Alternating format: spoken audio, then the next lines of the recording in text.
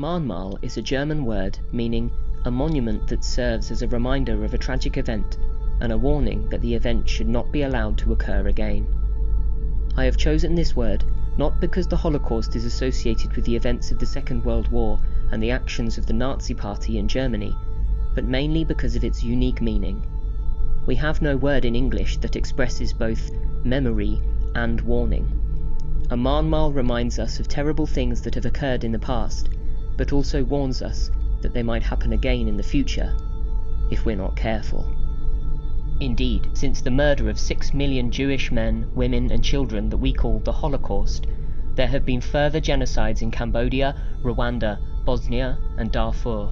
Even now, in 2021, organizations around the world, including the International Criminal Court, are debating whether or not the treatment of the Muslim Uyghur population in China happening right now should be classed as genocide. Perhaps simply remembering what has already happened isn't enough. Perhaps we need a Mahnmal. What is genocide? Genocide means the deliberate killing of a group of people with the aim of completely destroying it. This could be a whole nation or an entire ethnic group. When we talk about the Holocaust, we are usually referring to the policy in Nazi Germany of eradicating the Jews of Europe, although there were similar Nazi policies for singling out LGBTQ individuals, disabled persons, Roma gypsies, and Jehovah's Witnesses. But what we call the Holocaust was not a random idea thought up by one insane individual. As is mentioned on the Holocaust Memorial Day website, genocide does not just take place on its own. It's a steady process which can begin if discrimination, racism, and hatred are not checked and prevented. The point is, lots of other people are usually involved. Thousands of other people. Ordinary people who, for one reason or another, have begun to believe that a specific group are to blame for their problems. That they are bad, and that they do not deserve to be protected. That in fact they should be got rid of, or even killed.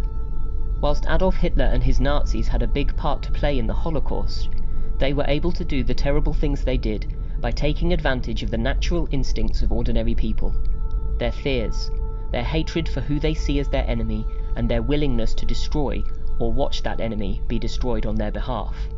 It is my view that the best way to respect the victims of such terrible events is to recognize that we are not immune from the forces that can lead ordinary people to hate one another, to blame groups of people for society's problems, and even to accept that removing them is a legitimate solution to those problems. A vaccination against hate. How do we prevent ourselves from going down this dark road? Part of a solution would be to understand a bit about how these things happen in the first place. Broadly, genocides do not occur while people have sympathy for the victims. As soon as people stop feeling a connection to other people, they care less about what happens to them. This commonly happens through conspiracy theories and a process called dehumanization. Dehumanizing is when target groups are described as less than human. Many people do not feel sympathy for the bugs they squash in their homes, and so when words like swarm and infestation are used to describe people, it removes their humanity in the eyes of others and makes it easier to ignore their suffering. Conspiracy theories depict groups of people as evil plotters who want to control us or take over the world. People who believe these theories think that they are the victims themselves, and that destroying the other group is a defensive act. Conspiracy theories about Jews had existed for centuries before the Second World War, whilst a fictional secret society of Jews was blamed for many of Germany's social and economic problems long before the first half of the 20th century. Whilst millions of Jews were being murdered in death camps, many ordinary Germans thought that their government was protecting them from a dangerous enemy. UK newspapers have recently described migrants to the UK as swarms and floods. Anti-Semitic, that's anti-Jewish, conspiracy theories are still spreading in Europe. Even politicians, including the Prime Minister, have been criticised for entertaining theories about super-powerful, super-rich Jews. People are still blaming individual ethnic groups for our society's complex problems. We can see the seeds of genocide in our daily lives, in our society right now. The attitudes and social problems that enabled the Holocaust haven't gone away. And in fact, remembering the Holocaust, being mindful of it, actively does something to prevent these problems from getting worse. Genocide evolves from how we treat each other, how we see each other and respond to each other, what private thoughts we have about each other.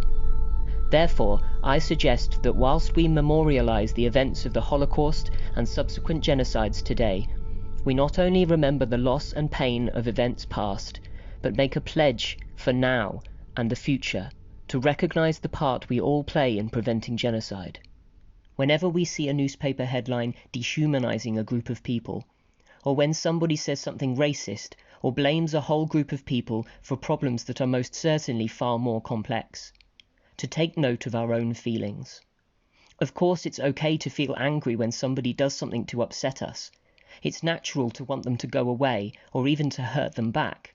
But before we say anything, before we take action, to think about the power we have as ordinary people, to think about the power we have to influence others, to think about what happens when people choose to act on their hate.